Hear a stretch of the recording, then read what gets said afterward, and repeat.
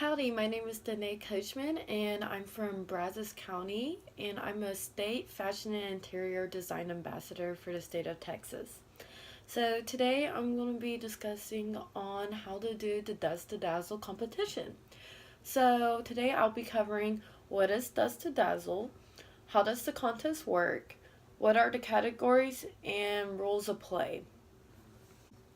To start off with, what is Dust to Dazzle?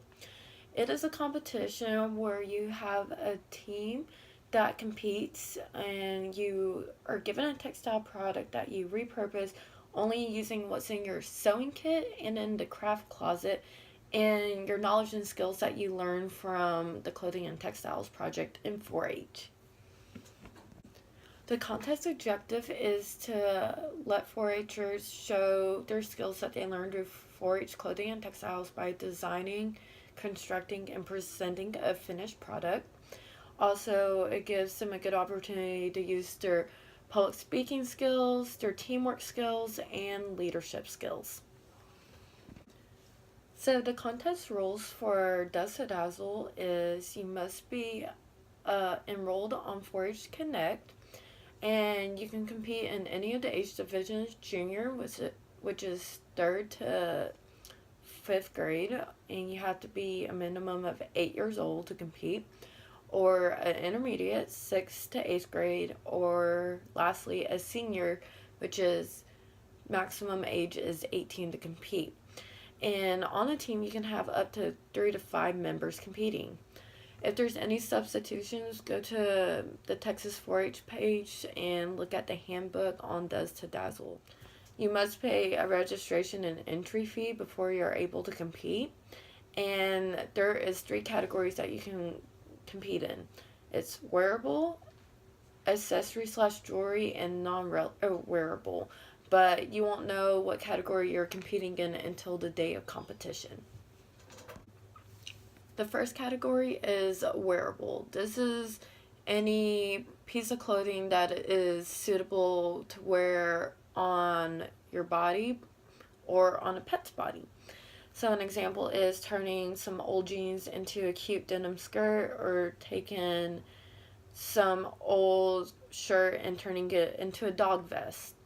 The next category is accessory and jewelry, and it's pretty much just any article or set of articles that can be added to an outfit that you can still wear, and it's very versatile and useful and enhances your outfit. So an example is taking denim and turning it into a purse, or taking some scraps of shirts and making it into a cute headband, whatever you want to do. Last category that is available to compete in is the non-wearable, and this is pretty much any item made from a clothing item, but you are not able to wear on your body. So an example is taking some jeans and turning it into stockings for Christmas, or making a pillowcase, or whatever it may be. So the contest rules. The attire that you should wear as a team is something coordinating and cute to your team name, and be very creative with your team name.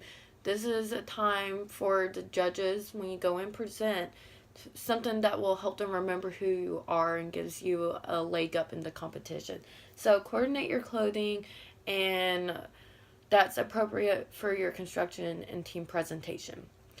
And then you will be given resource materials at the competition, but you're not allowed to bring your own resource materials. So the materials they provide is Unraveling Mystery of Design Elements and Principles in Clothing, Laundry on Your Own, Safety Guide, Hand Stitches, Pricing, and Simple Seaming Techniques. Also, you will bring in a sewing kit, and you can find at the Texas 4-H website, you can look up Dust to Dazzles and their handbook, and it'll tell you exactly what supplies you need for your sewing kit.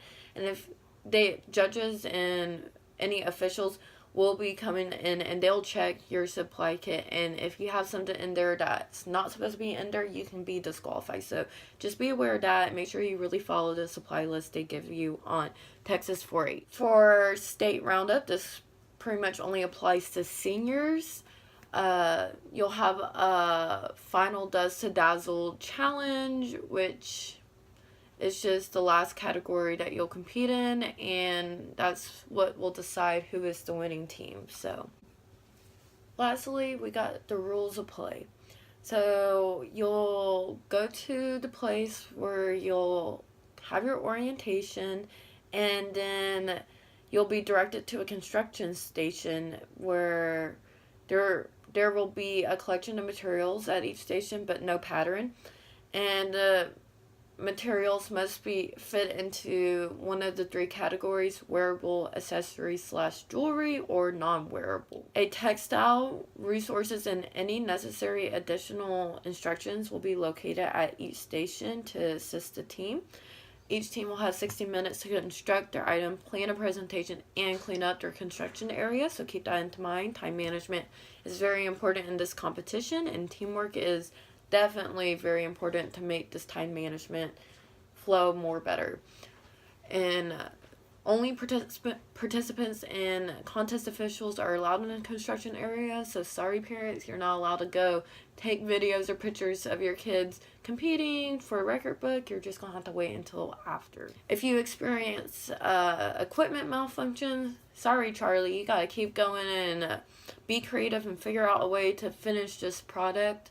But this also helps with your teamwork skills, so that's very important to have. So construction, each team will be provided with a startup textile item for their assigned category and will create a garment item using them.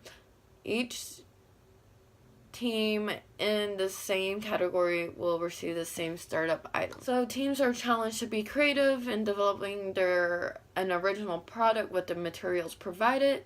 So the final product must be 50% or more of the initial material. So if you're creating a purse and the material given is a curtain, 50% of the purse must be from the curtain. So keep that into mind.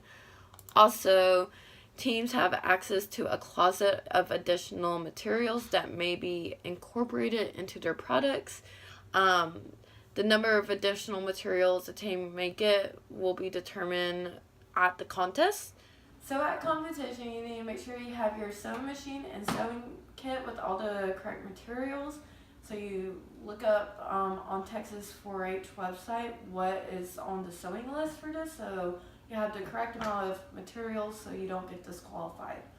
Also, the sewing closet, what you might see is some ribbon, a hammer with some nails, duct tape, extra fabric, a hole punch, or a blow dryer for your hair.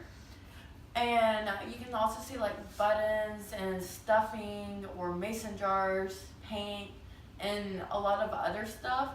It just all depends on what they put in the sewing closet that day, but you can use those materials for your project and your completed project in the end. You're also going to have a sketchbook and note cards, and a Does to Dazzle worksheet that you may use to prepare for construction of the item and your team presentation. So the presentation, when time is called, each team will present their item according to the criteria on the scorecard to a panel of at least 2 judges.